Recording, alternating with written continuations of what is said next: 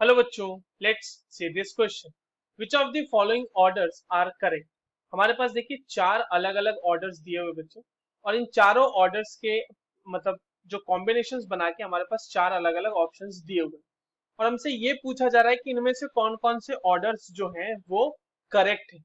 तो चलिए एक एक करके इन सारे ऑर्डर्स को हम लोग एनालाइज करेंगे, बट उससे पहले ये देख लेते हैं कि इस क्वेश्चन को सॉल्व करने के लिए हमारे पास कौन से की कॉन्सेप्ट की जानकारी होनी चाहिए।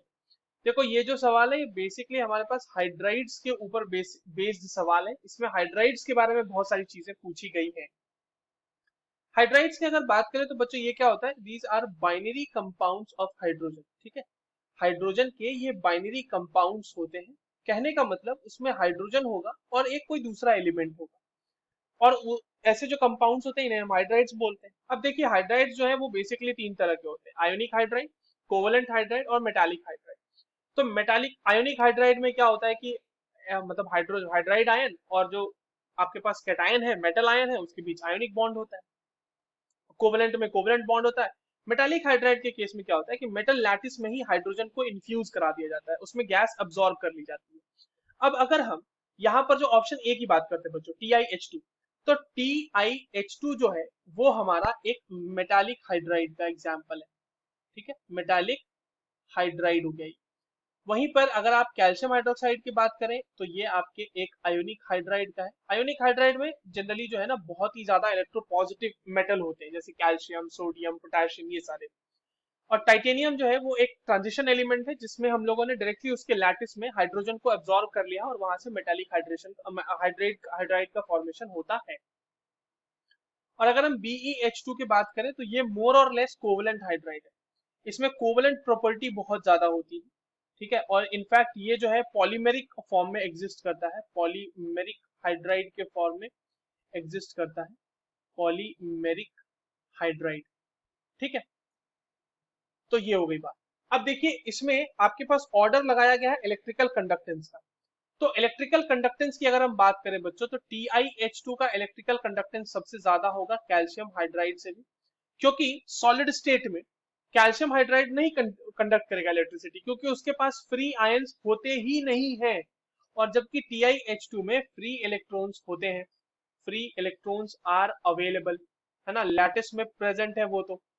और कैल्शियम हाइड्राइड के केस में नो फ्री आयंस। हम सॉलिड स्टेट की बात कर रहे हैं।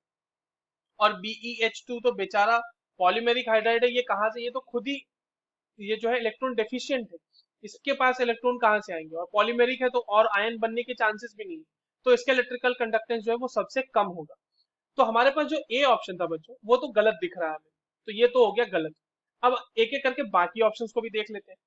देखिए ऑप्शन बी में हमारे पास क्या दिया गया है, सीरीज LiH से ज्यादा NaH है और उससे ज्यादा कैल्शियम हाइड्रोक्साइड हाइड्राइड है आयोनिक कैरेक्टर में। अब यहाँ पर लगेगा बच्चों फजांस रूल। देखो फजांस रूल आपके बारे में क्या कहता है, मतलब फजांस रूल क्या कहता है। फजांस रूल ये कहता है कि smaller the cation, smaller the cation, है ना, greater will be polarisation, greater will be polarisation of electron cloud of anion, ठीक है ना, greater will be polarization of anion, and hence more will be covalent character, more will be more will be covalent character. अब इस चीज के basis पे बच्चों हम लोग एनालाइज करते हैं। देखिए लिथियम हाइड्राइड में आपके पास Li प्लस आयन होगा। Li प्लस का अगर कन्फिग्रेशन लिखने जाएं तो ये होता है 1s2। सोडियम हाइड्राइड के केस में सोडियम होगा आपके पास 1s2, 2s2, 2s2, 2p6। Calcium के केस में Ca2 प्लस, इसके केस में देख लीजिए 1s2, 2s2, 2p6, 3s2, 3p6। आपको देख के ही पता चल रहा होगा कि ऊपर से नीचे यानी लिथियम, लिथियम आयन या फिर सोडियम, लिथियम आयन से बड़ा है सोडियम आयन और सोडियम आयन से बड़ा है कैल्शियम आयन। ये हम साइज की बात कर रहे हैं। और देखो स्टेटमेंट मैंने फजांस रूल का क्या लिखा है कि smaller the cation more will be covalent character. तो सबसे ज्यादा कोवलेंट कैरेक्टर किसमें होगा, लिथियम के केस में। तो आयोनिक हाइड्राइड का आयोनिक कैरेक्टर का जो यहाँ पे ये लगाया हुआ है हमारे पास ट्रेंड, ये तो बिल्कुल सही है ना। तो जैसे जैसे साइज यहाँ पर डिक्रीज होगी आप देखो, वैसे वैसे कोवलेंट कैरेक्टर बढ़ेगा।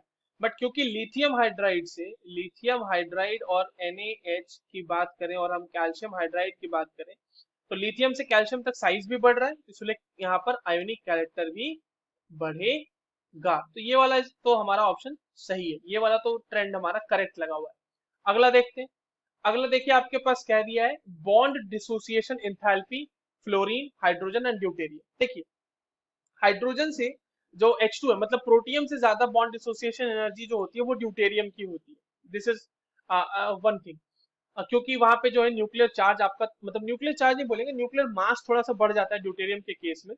तो जो न्यूक्लियस का पुल है इलेक्ट्रॉन्स के ऊपर, वो थोड़ा ज्यादा हो जाता है, जिसकी वजह से इसकी जो है बॉन्ड एनर्जी में थोड़ा सा डिफरेंस आपको ऑब्जर्व होता है। बट फ्लोरीन का कम कैसे है? देखो फ्लोरीन का एक तो साइज बहुत छोटा है और उसके ऊपर इलेक्ट्रॉन्स बहुत ज्यादा है। तो जो इलेक्ट्रॉन डेंसिटी के, मतलब इलेक्ट्रॉन्स के बीच जो है ना, रिपल्शन बहुत ज्यादा पड़ जाता है इसमें। ठीक है, मैक्सिमम रिपल्शन होता है इसमें इलेक्ट्रॉन्स के बीच, among between electron density of two electrons, मतलब टू एटम्स बोल सकते हैं। तो अगर आप बॉन्ड डिसोसिएशन की बात करेंगे तो फ्लोरीन फ्लोरीन का जो बॉन्ड डिसोसिएशन एनर्जी है बच्चों, वो है 159 किलो जूल पर मोल। वहीं पे हाइड्रोजन हाइड्रोजन की जो बॉन्ड डिसोसिएशन एनर्जी है वो है 435.88 किलो जूल पर मोल। और ड्यूटेरियम ड्यूटेरियम के बीच का जो बॉन्ड डिसोसिएशन एनर्जी है वो है 443.35 किलो जूल पर मोल। तो ये जो ऑर्डर लगा हुआ है ये भी हमारे पास सही है, सही ऑर्डर है। अगला डी ऑप्शन को देखते हैं। यहाँ पे रिड्यूसिंग नेचर के बारे में बात की जा रही है कि NaH का रिड्यूसिंग नेचर जो है MgH2 से ज्यादा है और H2O से भी ज्यादा है। देखो ये स्टेटमेंट बिल्कुल सही है। क्यों? क्योंकि अगर आप NaOH का रिएक्शन करा दो, NaH का रिएक्शन करा दो वाटर के साथ, तो जो सोडियम हाइड्राइड है वो वाटर को रिड्यूस कर देता है। ये बना देता है यहाँ से NaOH और प्लस बना देता है H2। यहाँ पे आप बोलोगे रिडक्शन कैसे हुआ? तो देखो वाटर में हाइड्रोजन के ऊपर +1 चार्ज है और क्योंकि हाइड्रोजन यहाँ एलिमेंटल स्टेट में चला गया, तो इसके ऊपर ऑक्सीडेशन स्टेट क्या आ जाएगा? 0। अब आपके पास साफ साफ दिख रहा है कि यहाँ से यहाँ ऑक्सीडेशन स्टेट जो है डिक्रीज हुआ है, ऑक्सीडेशन स्टेट डिक्रीज हुआ है, यानी कि रिडक्शन हुआ है। तो H2O का रिडक्शन करा रहा है कौन? NaH। तो इसका जो रिड्यूसिंग टेंडेंसी है वो तो NaH से, मतलब वाटर से ज्यादा ही होगा ना। सिमिलरली अगर आप MgH2 की बात करें बच्चों, तो MgH2 का रिड्यूसिंग कैरेक्टर भी वाटर से ज्यादा है। वो बना देता है MgOH होल ट्वाइस, और यहाँ पे एक्चुअली 2H2 होगा।